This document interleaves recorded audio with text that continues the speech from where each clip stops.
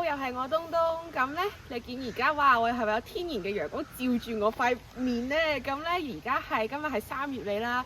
咁經過咗連日落咗好多日嘅暴雨呢，我哋終於呢嚟到呢個春天嘅感覺有氣息啦。咁今日呢，我哋就我同暴龍哥決定呢，就嚟行下山啦。咁然後呢，就由於呢，我哋初頭 plan 嘅行程就有少少失誤，咁咧就拍咗喺一個我哋跟住啲人行就拍咗個 parking lot 咧，咁結果就原來唔係個目的地嚟嘅，咁我哋咧就當行下山，咁遊玩下。陣間話俾大家聽，我哋今日去邊？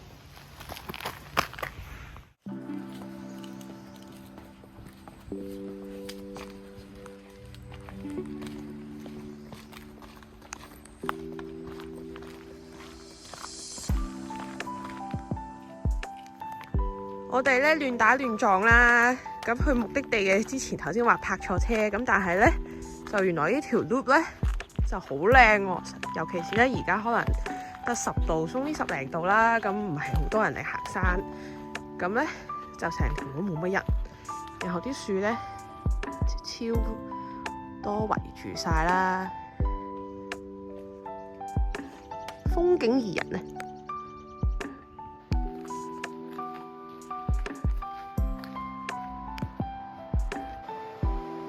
我哋經過咗大概45分鐘咧，由個停車場行過嚟咧，我哋終於咧準備嚟到起點啦。咁我要過咗條馬路，頭先咧就喺山上嘅另一邊咧嚟咗嚟啦。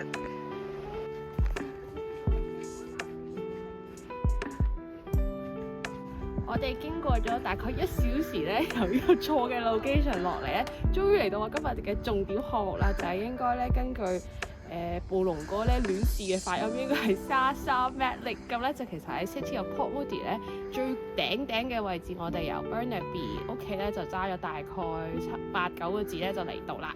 咁大家可以望下啦，行近少少，暴龍哥唔該。咁其實咧我哋今次嘅 trail 咧就係圍住呢個湖嘅，咁我就個人暫時認為咧個環境就好似比起 Burnaby 嘅 Deer Lake 或者 Burnaby Lake 咧個寬闊好多，同埋咧好似係再寧靜少少嘅。對面就係引我哋嚟嘅地方 White Pine Beach， 我哋去到再同大家講下值唔值得去。喺湖嘅咁上下右邊呢，就會有條橋咧可以直咳湖嘅對面啦。咁大家咧就可以打卡位啦，然後咧就會望到成個湖嘅闊度。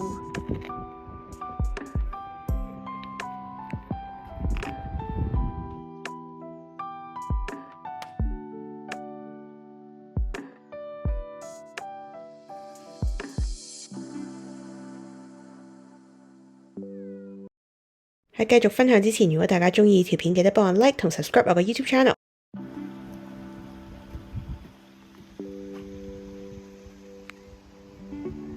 好啦，咁咧我哋終於咧就嚟到今日嘅重點推介項目啦。咁就其實咧就係呢個 Pine Beach，White Pine Beach。咁由於咧而家暴龍哥指住咧就係我哋初頭咧喺呢個 Apple Map 揾莎莎 Matlake 嘅時候咧，就叫我哋喺依度咧。唔係，應該咧佢叫我哋喺唔知依個位咧，依個位度咧就叫我哋擺低架車就行入去，但係咧就完全冇 parking 嘅。咁結果我哋就跟啲車咧就泊咗嚟依度啦。咁結果就行呢個 Woodhaven Trail 一路咁行咗9個字先嚟到，再行咗個半個鐘咧先嚟到我哋真正嘅目的地。咁大家見到原來咧係有個 parking 嘅，咁個 parking 咧就其實係喺呢個位置咧，係行3分鐘咧就會落到嚟我哋呢度噶啦。冇錯啦，我身後面就係今日嘅重點項目 White Pine Beach 啦。咁點解會無啦啦嚟呢？就試完我哋上年揾屋搬嘅時候，租盤嘅時候呢，就周圍睇咗，亦都知道咗多咗 Burnaby 附近啦。咁就覺得可以擴大個版圖。咁呢，我哋就連睇租盤呢都睇埋 Coquitlam 嗰頭。咁點知就喺 Coquitlam Central 呢，就見到嗰時候係夏天時分啦。咁暴龍哥呢，就見到一堆健康活潑嘅可愛妹豬，可愛妹豬啦，同埋咧一紮咧呢個活力充沛啦，短衫短褲咧嘅小鮮肉嘅。咁於是乎佢就好好奇，點解佢哋全部都登上一架去呢個沙灘 Madlake 定 White Pine Beach 嘅方向嘅巴士咧？咁咧結果，但係由於我哋咧就忙住搬屋啊，咁然後好快就已經到咗冬天啦。咁結果時間咧就差唔多，我哋個租約咧都已經大半年啦。咁啊，終於咧有時間咧今日嚟參透下究竟呢度點解會咁吸引咗咁多妙齡少女嚟啦。咁咧，但係咧就發覺原來當然啦，而家10零度咧就啲人就冇游水啊，冇暴龍哥想睇嘅景象，所以佢而家喺匿埋咗喺鏡頭後面喺度哀傷緊咁樣。咁但係咧就大家見到咧都環境幾優美嘅。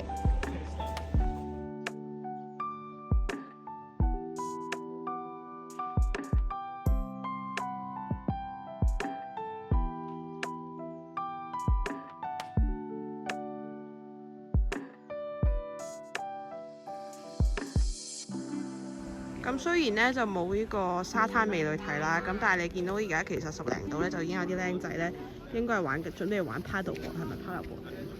我諗係啦。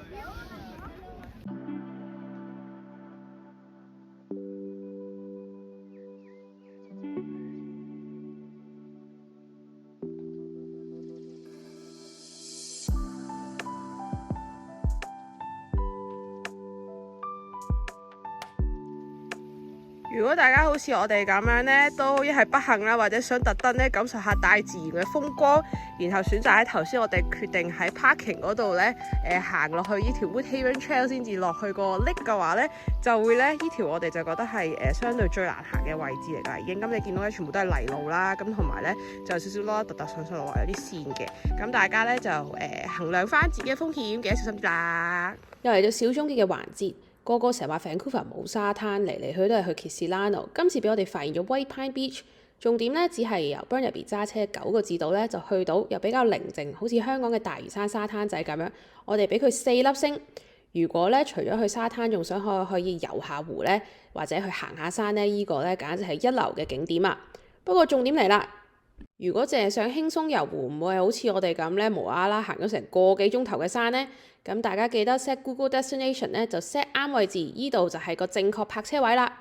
今日就講住咁多先，我哋下次再傾啦，拜拜。